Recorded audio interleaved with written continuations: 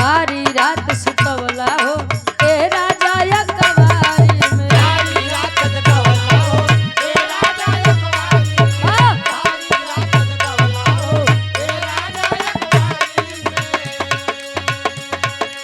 अब का हाथ लगावेला अब का हाथ लगावेला पाँच बार के सारी में अब का हाथ लगावेला पाँच गाज के साड़ी में अब का हाथ लगावेला पाँच गाज के साड़ी में सारी रात सुतवला हो ए राजा या कवारी में अब का हाथ लगावेला पाँच बार के सारी में राव धन नहीं है राजा केहू खाए वाला बा रावधान नहीं है राजा जो खाए वाला बा रावधान नहीं है राजा जो खाए वाला बा राव धन नहीं है राजा केहू खाए वाला बा जो छोड़ी छोड़ी ओठ लली जाओ राए वाला बा छोड़ी छोड़ी ओढ़ाली आवराए वाला बा छोड़ी छोड़ी ओढ़ाली आवराए वाला बा सारी रात जगवला हो ए राजा यकवारी में अब का हाथ लगावेला पाँच गाज के साड़ी में राव धन नहीं है राजा केहू खाए वाला बा रावधान नहीं है राजा जो खाए वाला बा रावधान नहीं है राजा जो खाए वाला बा राव धन नहीं है राजा केहू खाए वाला बा छोड़ी छोड़ी ओठ लली आओ राए वाला बा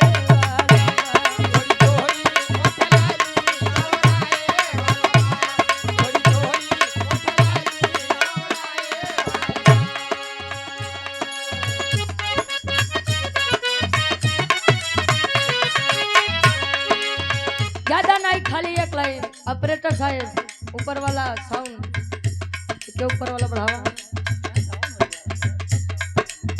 तन मिलन वाला घर के छतिया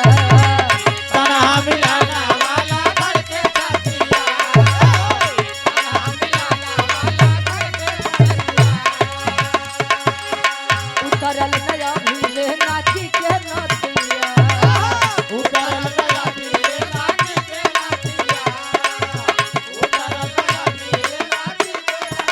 सुनाई कहे चार दिन भइले भवना करैले चार दिन भइले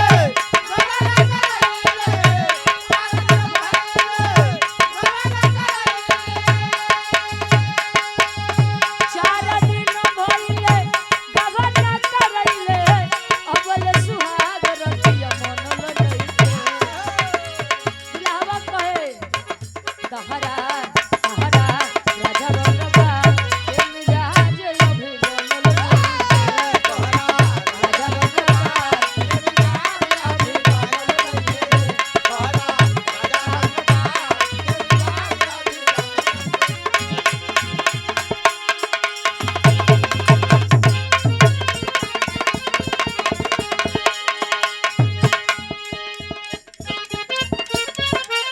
जियो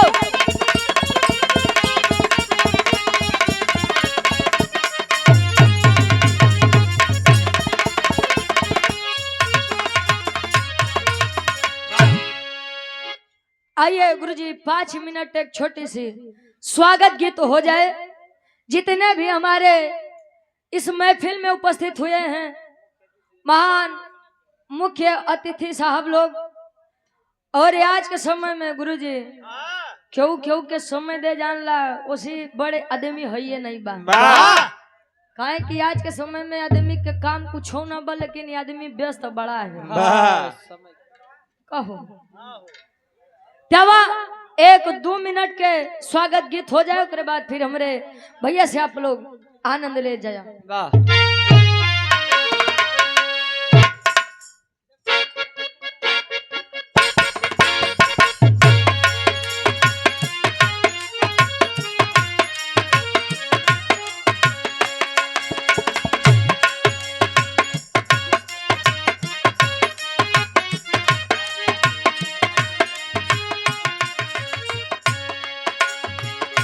एक लाइन कवि के लेखनी लिखत बा सभी के लिए। स्वागत में हर्षित बा नयनवा,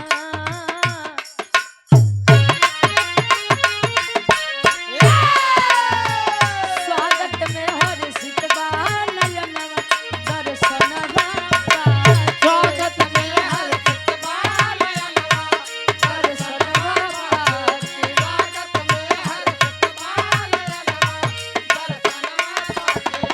आओ दर्शनवा पाके, आओ दर्शनवा पाके, आओ दर्शनवा पाके, आओ दर्शनवा पाके। स्वागत में हर्षित बा नयनवा, दर्शनवा पाके। स्वागत में हर्षित बा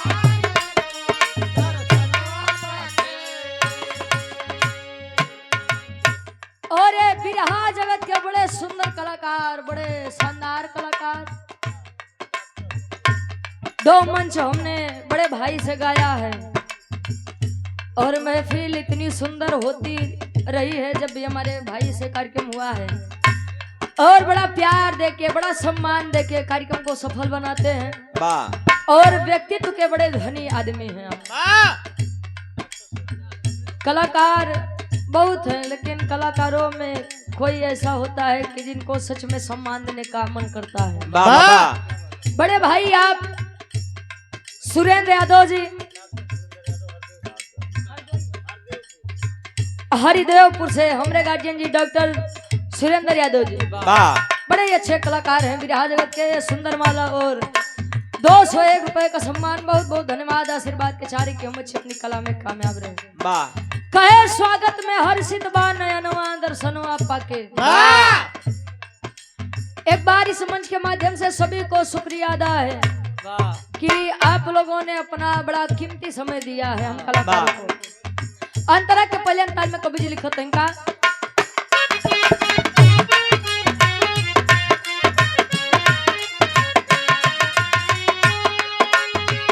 मुख्य अतिथि राउर हार्दिक वंदन बाटे,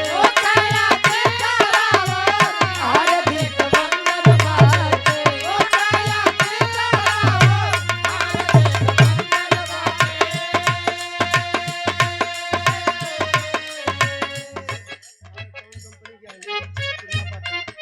भारत साउंड कंपनी ज्ञानपुर से मुन्ना पाठक भैया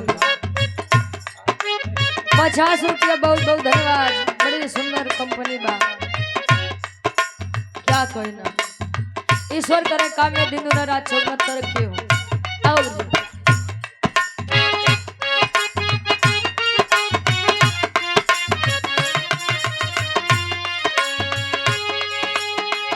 मुख्य अतिथि राउर हार्दिक वंदन बाटे, हार्दिक वंदन बाटे।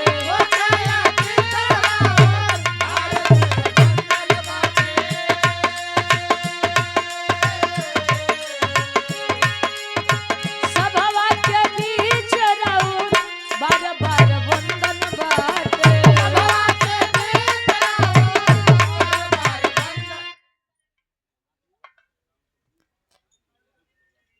महादेव साउंड कंपनी के डायरेक्टर साहब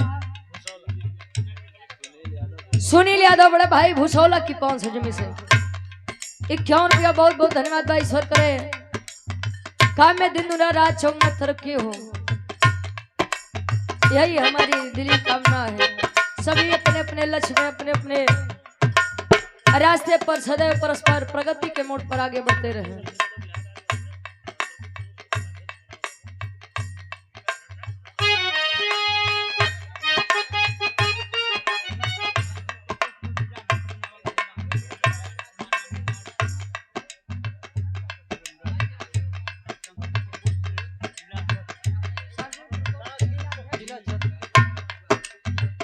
ये हमारे बड़े भाई डॉक्टर सुरेंद्र यादव जी, जो कि सांस्कृतिक प्रकोष्ठ के जिला अध्यक्ष भी हैं।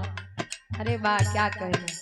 अच्छा यार, तीसरी बार में पता लागत बा जकाल हुए बहुत बहुत बधाई हो भैया, क्या कहना। ऐसा ही आगे बढ़ते रहिए, बड़े छोटों का आशीर्वाद लगे।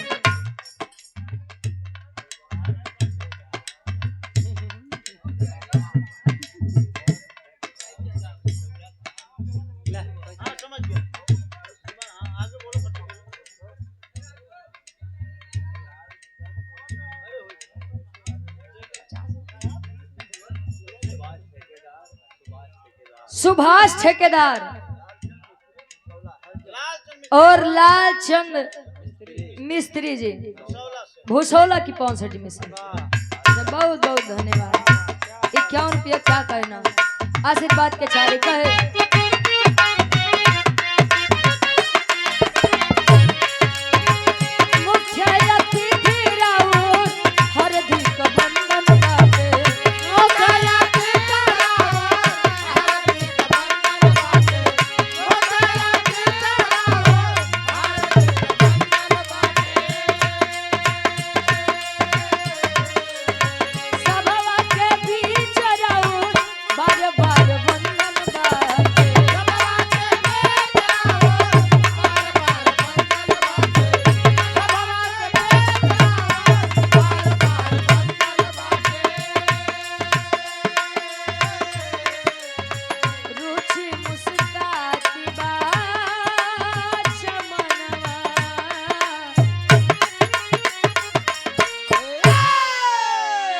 अरे तरुची मुस्कात बाश मनवा।